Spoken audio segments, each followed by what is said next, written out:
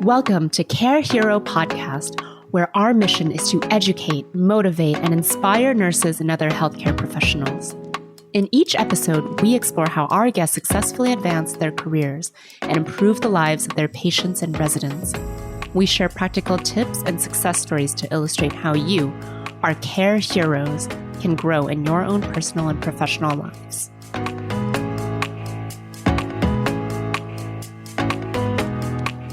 Hey there, Care Heroes! Thanks for tuning in to another episode of Care Hero Podcast. I'm your host, Gerard Hernandez. And I'm Martin Hoy. And just to let you all know, I was feeling under the weather during this episode, and so we got a very special co-host to fill in, Paula Hildy, Care Hero's head of HR. That's right, and for this Care Hero Podcast episode, we have our special guest, Dr. Katie Boston-Leary, the Director of Nursing Programs for the American Nurses Association, adjunct professor at Case Western University, experienced CNO, healthcare executive, and so much more. That's right. She's an experienced healthcare administrator and leader, and not to mention a respected national and international speaker, publication contributor, and frequent guest panelist. And Dr. Boston-Leary has an inspiring story and great bits of knowledge to share, including the importance of being open to new experiences and opportunities, to set goals and strategize how you're going to meet them, to always make time for self-care, to stay hungry and keep learning as you go, and also the significance of paying it forward and remembering to do good for others. Sounds awesome, Gerard. Let's do this. All right, Katie, welcome to the show. Thank you. Thank you for having me. Terrific. We're so fortunate.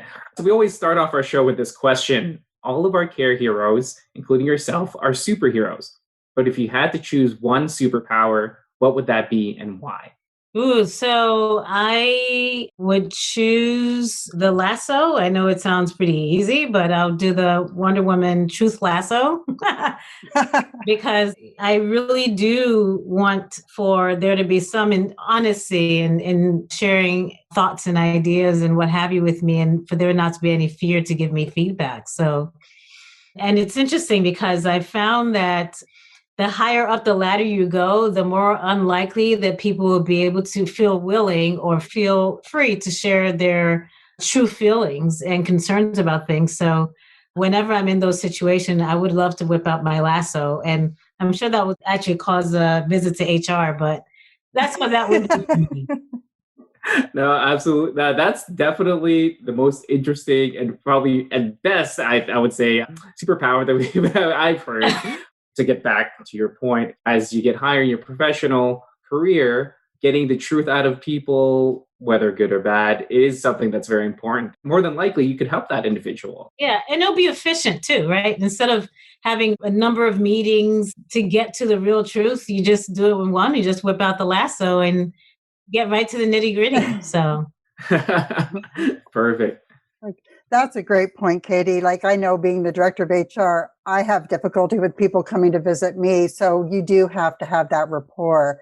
So Katie, you have a very impressive and accomplished career with over 16 years in the leadership positions and a total of 26 years in the nursing profession. Thank you. Can you tell us a little bit more about your life story, your background, and actually kind of how did you get into healthcare? I entered healthcare in a very non-traditional way. I can't, unfortunately, share some of the heartfelt stories around how someone felt inspired to enter healthcare because of a personal experience, even with people that will have relatives or healthcare providers, and that's the way that some of them get into it. For me, it was more of, after I finished high school, I wanted to do a gap year. I had my roommate, who was my cousin at the time, decided that she wanted to work in a nursing home that was 5 minutes away from us. It was just newly opened. She asked me for a ride. So I gave her a ride and they pushed 2 applications out. And just when I started to say, no, I'm not applying for a job, my cousin said, fill it out anyway. So I filled it out. And that was my first entry into healthcare. They offered me a job right on the spot. And I said, sure, I'll quit the plant shop and see how this goes. And then while I was working there, an older gentleman named Calvin, I was in the break room with a couple of other colleagues, and he came in and he said, and he was like a father figure, and he came in and he made an announcement that the county was offering scholarships for people to get into allied health careers. And I didn't respond. And he pinched me and said, I'm talking to you, Katie. And then I said, oh, I would do it, but it's not a good time. And he grabbed me by my shirt and put his face close up to mine. And he said, Katie, it's never a good time to go back to school. And he said, you better not come here tomorrow without going to the college to look into what this is all about. And it happened in such a public way. I shrugged him off and my pride was hurt a little bit. But after I went home, I thought about it. I said, he was really serious. So the next day before I went to work, I stopped by the college to see what it was about. And I decided that, okay, I've seen occupational therapists at my job at the nursing home, so maybe that's what I'll do. But that line was very long. And it was close to time that I had to be at work because I was supposed to be at work at 3 p.m. So I decided that I couldn't leave and show up at work without any pamphlets or anything. So I went to the shorter line, which was a nursing program line. And that's really how I became a nurse. So very non-traditional, but I don't know whether the profession found me or whether I found it, but it's been the best decision I've ever made, even though I stumbled into it. Oh, it's true. I think you're born to healthcare. I really do. I think it found you. I was looking at your background, and your background covers so many important areas within healthcare. And I am sure that you have had a positive influence on many, many clinicians and managers throughout your career. I definitely, and that's why it's my personal mission to pay it forward. And I'm thankful in some of those relationships I've still sustained over years, and some have spanned decades because of what they've provided me and what they continue to do with just a text or a quick email or a phone call. And I've had some leaders that were very tough on me and rough on me. Some of it had to do with the fact that I wasn't expected to succeed for whatever reasons they may have. But I always took something away from those experiences. There's always something that I would learn. So good, bad, and ugly, there are a number of leaders in nursing and outside of nursing that's helped me get to where I am today. Great. So speaking to where you are at today, you are currently the Director of Nursing Programs for the American Nurses Association Enterprise. Can you tell us a bit more about the ANA organization as a whole and your role with Enterprise? Yeah, so the Enterprise is the larger organization, but it has 3 entities. I'm in the ANA entity, which is focused on nursing practice and work environment, nursing programs, minority fellowship program, and Healthy Nurse, Healthy Nations. It's just such a joy and so refreshing to be in an organization where I don't have to stifle my joy for nursing. And everyone there understands that that is what everything we do is about. And I don't feel also, compared to what I've done in the past, I don't have to defend nurses. I don't have to protect them. But of course, you have to advocate for them. But it's a very rewarding and refreshing place to be. I work with an amazing team. I report to an amazing boss, and it's just a great organization that does a lot of things for the nursing profession that is not really known. Our goal is to promote that more. That's terrific. And of course, that's part of the reason too that we'd love to talk to you and kind of spread this message of what the ANA does, even though it is the organization on the back end that a lot of nurses in the profession aren't really quite sure what they do and the impact that they actually potentially have on their day-to-day. Yeah, the ANA does a lot of great work in the advocacy space with legislators and government officials, but that is a huge part of what we do.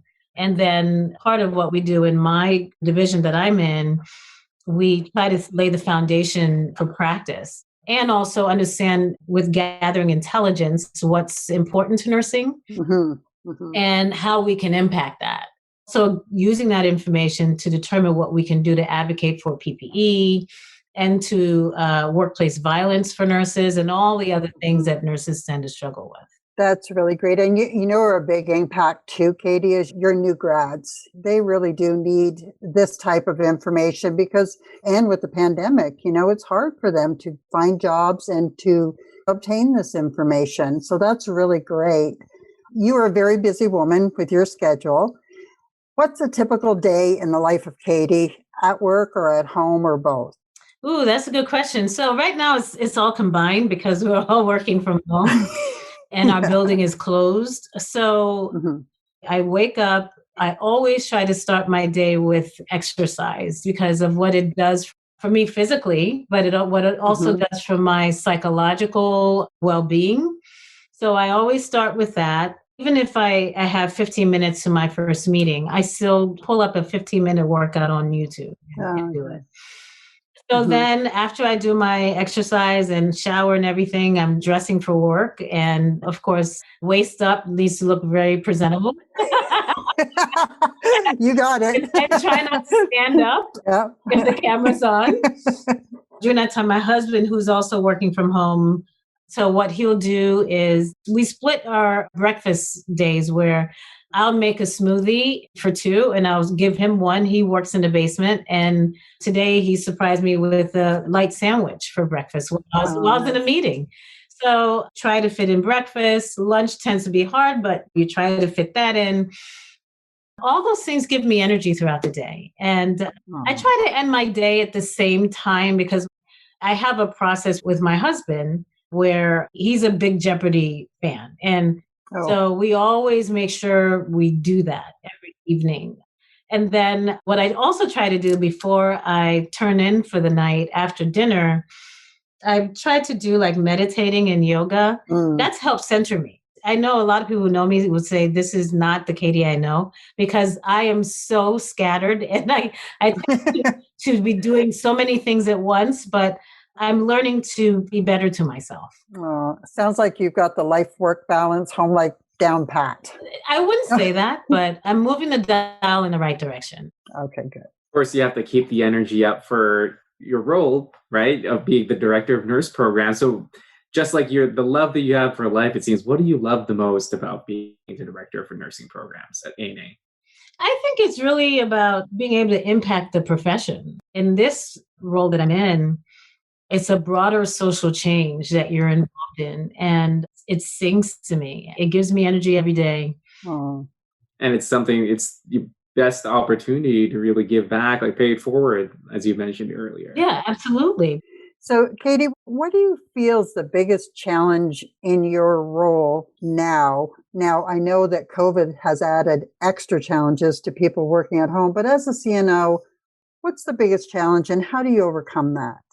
It's really about setting goals for the year, really making sure you're strategically working to achieve those goals. Right in front of me in my line of vision, I have my whiteboard that's removable that just attaches to the wall like a sticky note. And I have all my projects listed because if I don't see them, I get anxiety because then I'll remember it on the fly or I'll wake up in a cold sweat. So I have it right in front of me and I tick off whenever I touch it to make sure those things are moving. So having a process to set up my goals and really make sure that I have a process to make sure I'm working on them is really what is helping me with all the things that I balance right now. Again, working with a great group also helps. Awesome. That's great. Speaking of that process for your goal setting, a lot of your work is educating others, right? So how do you continue to learn in order to stay on top of things within your own role and learning yourself? Yeah, that's a great question. So I read a lot. And it's not just about reading, but I listen too. I listen to podcasts, which is a very efficient way of getting information. I also have a thirst for knowledge. So I read a lot of articles from LinkedIn. And then, of course, lastly, I try to read as much as I can. I've had some good people that have sent me really amazing books. It's also made a difference with everything that I do. So those are the ways that I garner information. I try to stay fed all the time. And I think that's great for our listeners to know that no matter where you are in your career, you've got to continue learning and using technology where it is to your advantage. Absolutely. Any way you can get more information, use it. And of course, make sure you're getting it from the right sources, right? Absolutely. Absolutely. So, Katie, how did you kind of get where you are today, not really like the factors of education, but other factors that helped you get where you are today? I feel that a lot of people saw promise and potential in me before I saw it myself. Mm-hmm. I really think it's really because, and I don't want to say that it's automatic, because particularly in my first leadership role, I was just being me. People saw that I had drive, so I was offered an opportunity, and that opened the door for a lot of other opportunities. And for a good while in my career, I didn't necessarily apply for roles. It was more people saying, "I think you should come see me, or give me a call, or I'm going to send you an email." And then once you get those opportunities, you have to think about how you evolve, right? It's not just about, okay, I'm going to stay in this one mode because that's how I got here. You have to look around and see who people pay attention to the most and see what you can learn from them. I always pay attention and seek out the people that seem to have the attention. Right, right. So you mentioned two really good, important for our listeners is mentoring others and seeking out those that can mentor you. Oh, absolutely. Yeah, and then having the confidence to cross over. Don't you think that was probably one of the hardest leaps to go from non-management to management? Yeah, it was. And I failed a couple of times because it was hard for me. I wanted to prove that even though I have this title, I'm still one of you guys. My first role as a manager, I'll honestly say I failed because there were two of us that were new to the role. Helen, who I love and adore and I still talk to, and we both were brought in as folks that the leadership team would mentor in this new leadership role. We were in the role and we were floundering.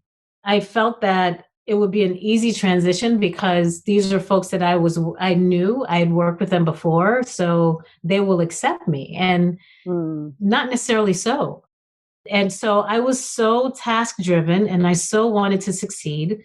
I'll never forget, there was a very difficult gentleman that I had to manage. Everyone knew he was difficult. And him and I had a decent relationship before I got into the leadership role. And I approached him and I called him a couple of times on the intercom and he didn't come. And I went to see him and I said, "I need you to go and do X." And he looked at me and he came squarely to my face and told me that I was a joke, which really hurt. But he still went and did what he had to do. But ever since then, I couldn't gain my footing. It shook me to my core. Needless to say, it was a role that I had to exit. Eventually, we both did because it wasn't the nurturing, mentoring type of environment that we needed. I took a step back and went from a manager role to a charge nurse role. And I think the humility that I went into that with catapulted my career. It's a learning process, but you have to adjust as you learn and evolve accordingly. Exactly. Great advice. Great advice. Thank you. That was a beautiful story. I think super enlightening, not just for the nurse profession, but thank you for sharing that. Really appreciate that. Sure. I'm in a good place now. I can share it without... It all worked out. It all worked out. Yeah. I know you're busy, so you're also the executive coach and founder of the Reach Initiative, right? Yes. Could you tell us a bit about that?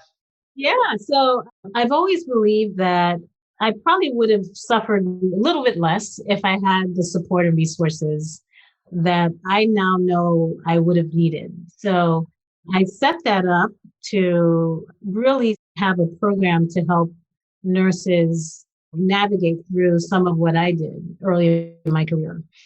If you have the ability to connect with people to help them navigate through a very tough environment, and part of the reason I entered into this actually is to help nurses of color navigate, because I also saw that in most cases in the roles that I was in, I was the only person in conferences and meetings and C-suites that looked like me.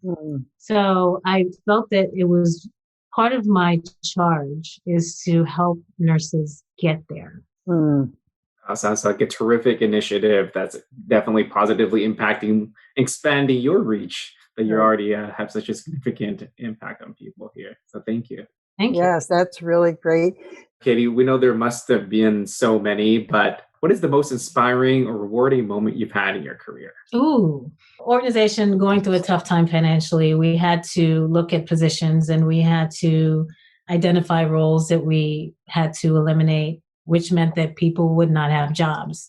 It was very emotional for me. And I had to have the conversation with a gentleman. And as I had to continue having those sessions, and it was over a course of a few days, I started to think about what I would do differently with the next person I had to sit in front of. Because every time I sat down in front of them, I wanted to make sure I was showing caring and compassion and being sensitive to the situation. And also had to accept the fact that they may not be in a place to receive it. But at least I'll have some solace in the fact that I was respectful and caring and compassionate. So after like the fifth or sixth one, there was a gentleman that walked in the room that I'd never met. Well-spoken, walked in the room. He knew before he came in what was happening. But at the same time, I wanted to go through my process of caring and compassion, Katie, respect. So my process was introducing myself and asking them to tell me a little bit about themselves. And he did share about himself. And that was a way for me to also park something at the end to help give them some ideas of what they could consider looking into doing next. He saw that I was struggling with the words to let him know that his position was being furloughed. I'm struggling with the words, and I'm sharing with him that today is possibly your last day and this is why and everything else. And he never lost his composure. And he looked at me and he said, I completely understand your position. I know this is hard for you. And I've been in your position in the past too. So I totally understand and I will be okay. That broke me down because I didn't expect that at all. We parted very respectfully, amicably, but I couldn't forget. That whole experience was imprinted in my brain. I'll never forget that experience. Yeah.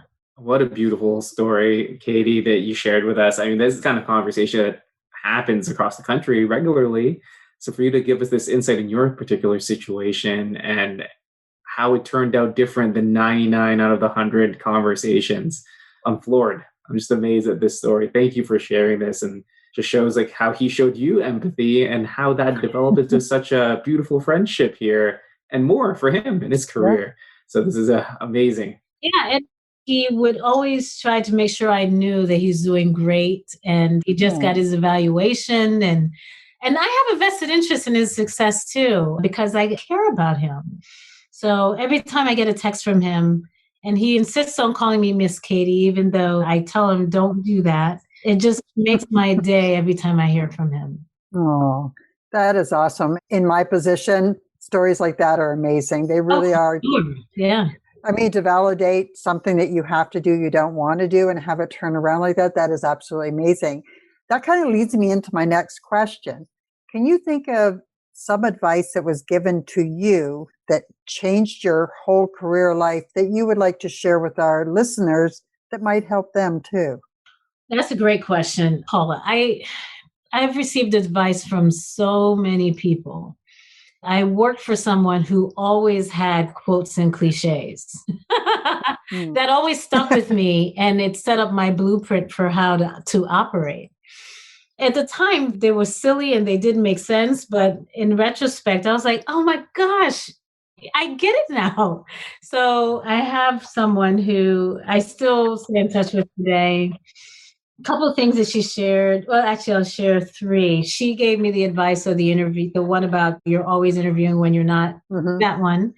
And then she'll always use this saying that she got from her dad, dance with the guy that brung you, which at the time I was like, that is so silly and it doesn't even make sense. But really now it's really about engaging people and bringing them along with you and really being considerate of that. And then dance with the girl that brung you. And then the third one, she had an ability to plant these things as seeds in me that help set up how I lead, where it's about engagement, it's about support, it's about empathy, it's about having that team approach, leading from the back when you have to. she was able to do that, where even today it's shaped how I lead. But it comes from a number of different sources. And as I mentioned earlier, That's awesome. Perfect. Question, it's really about just staying hungry and learning as you go along. It's never over in terms of your learning about new opportunities and new things. Exactly. Katie, you've spoken about how mentors have positively influenced your career and your life, and how that's motivated you to pay it forward by helping to uplift other nurses who are either Black, Indigenous, or persons of color. Could you tell us more about that? Yeah, so one of the things that I did very early with establishing the REACH initiative was to, and this is pre-COVID, go where the people are and start setting the tone and setting this message about being a leader and what it entails, what it requires, and how more nurses of color should raise their hands to be considered. But also prior to that, you want to make sure that you're preparing yourself for that opportunity. So I knew that I wanted to do something big, and I decided that I wanted to pull together a team of people to go with me to a conference. And I pitched an idea to the president of that association. And I told him that I would like to have some time to talk to the nurses, and this is a Black Nurses Association, about leadership and how it's something they should consider and learn from me. But then I figured that I need more stories. I need more people to join me in this process so they can have different opinions and thoughts and perspectives about how they can advance. So this goes back to LinkedIn. So on LinkedIn, I started looking up profiles of people that I felt would be ideal. I looked at the location of the conference and I started selecting some people that were closer, so it wouldn't be much travel because there was no honorarium involved. This is an organization that didn't have the budget for it at the time because I just inserted myself within 2 months of the conference. So I needed people that would be willing to give their time. So I successfully recruited 4 people on LinkedIn. I shared what my vision was, and I asked whether they'll be willing. I said, I can't cover your expenses, but I'll buy you dinner. And we're going to do a panel with this group of Black nurses, Black and brown nurses, to talk about leadership and talk about our journeys. And they said, oh, absolutely. All about it. Let's go. So we all went to Biloxi to this conference, and we hosted a panel, shared our stories, and then entertained questions from the audience. And the main message there was prepare yourself for leadership and raise your hand when the opportunity comes. And when the opportunity comes, don't shy away from it. Step right into it. And we need you because there's not enough of us in these leadership roles. And it was such a successful event. And that set the tone for a lot of the other things that we're doing. And by the way, those nurse leaders that I went with, I'm still friends with. I'm actually working on co-authoring a book with one of them.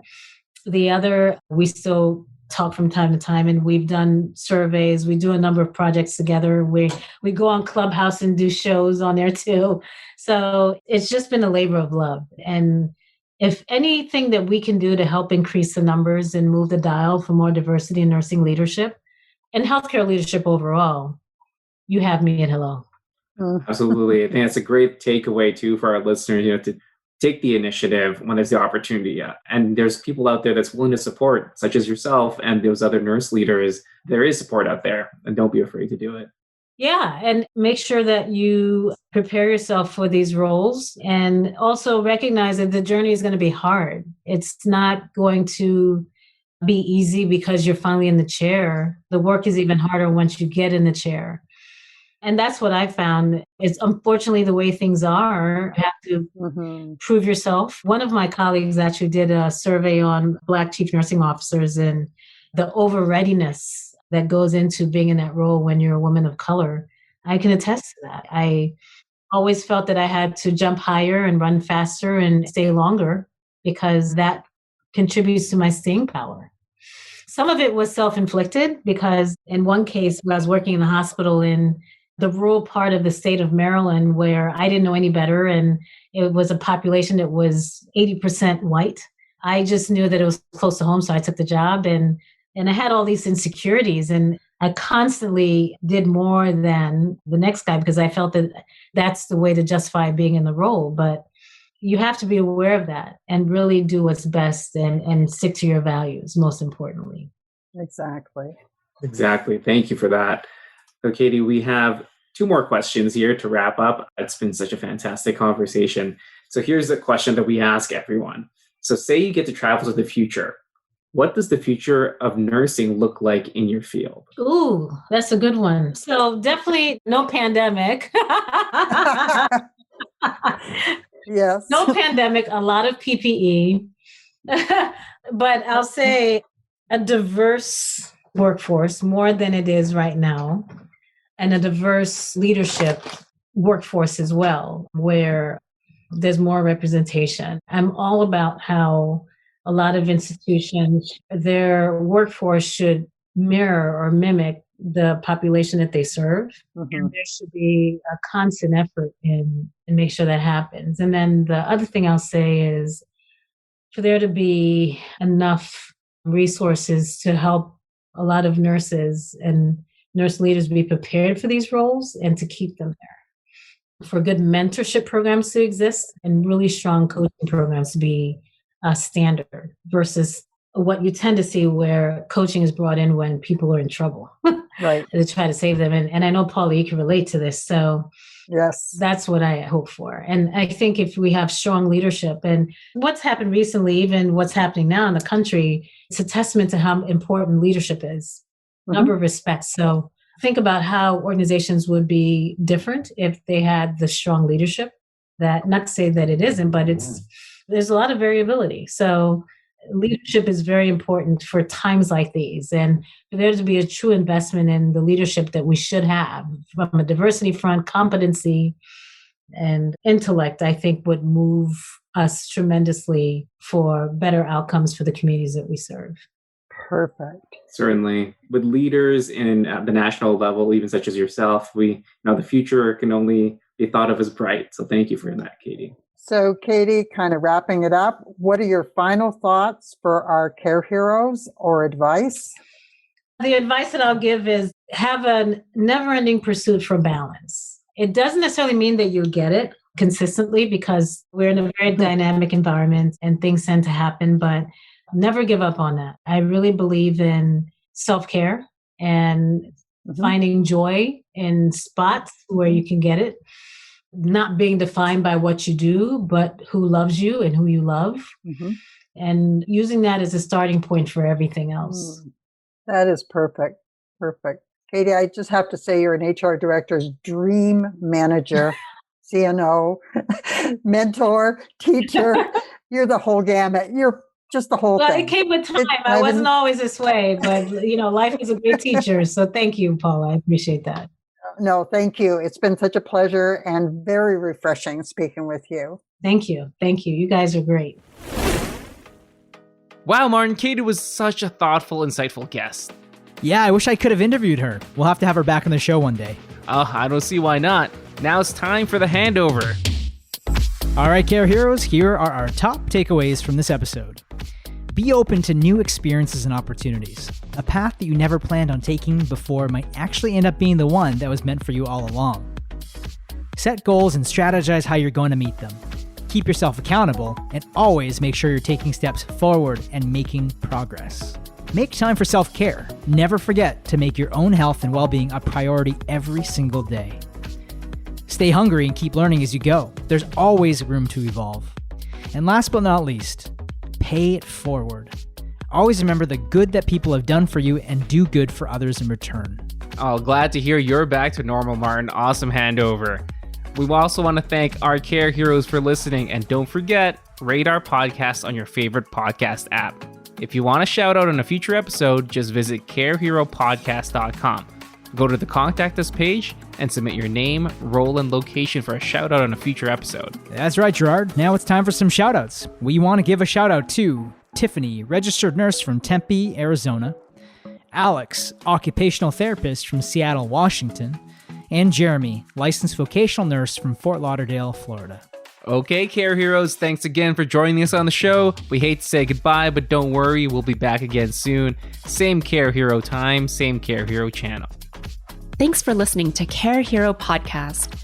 Don't miss out on future content. Hit subscribe and rate us in your favorite podcast app. Also, remember to visit us at careheropodcast.com to send us your feedback, sign up for the newsletter, and nominate a Care Hero to be interviewed on a future episode.